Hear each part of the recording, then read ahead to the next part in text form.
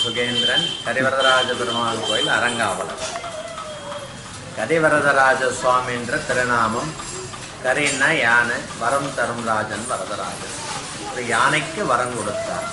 இந்த யானை மகா விஷ்ணு பக்தனாக இருந்து ஒவ்வொரு நாளும் ஒரு சிந்தாமரை புஷ்பத்தை இந்த பெருமாள் திருவடியிலே சேர்த்து கொண்டிருந்தது. அவ்வாறு சேர்த்து கொண்டிருக்கிறச்சே இந்த புஷ்பத்தை எடுக்கக்கூடிய புஷ்கரணியிலே ஒரு முதலை இருந்தது.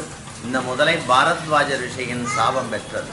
தன்னுடைய சாபம் நீங்க வேண்டுமானால் இந்த யானையினுடைய காலை பற்ற வேண்டும். காத்து கொண்டிருந்தது.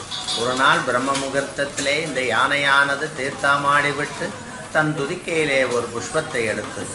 பார்த்து கொண்டிருந்த முதலை ஓடி வந்து யானையின் ஒரு காலை பற்றி விட்டது. தன்னால் மீட்ட முடியவில்லை.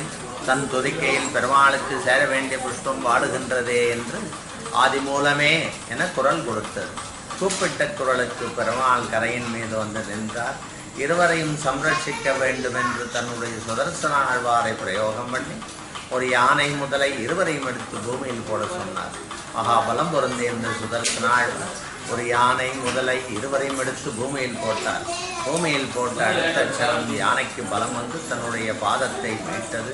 பெருமாள் இருவருக்கும் மோட்சத்தை கொடுத்தார்.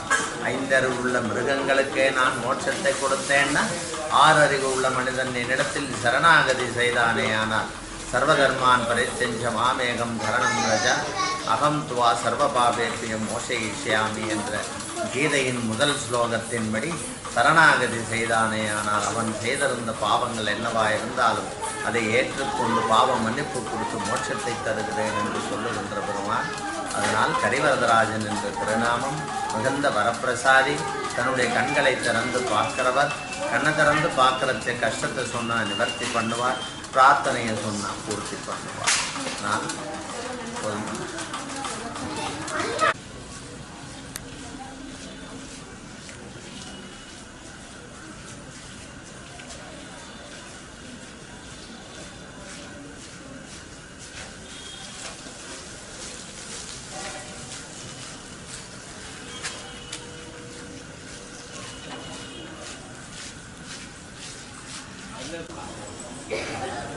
Hello.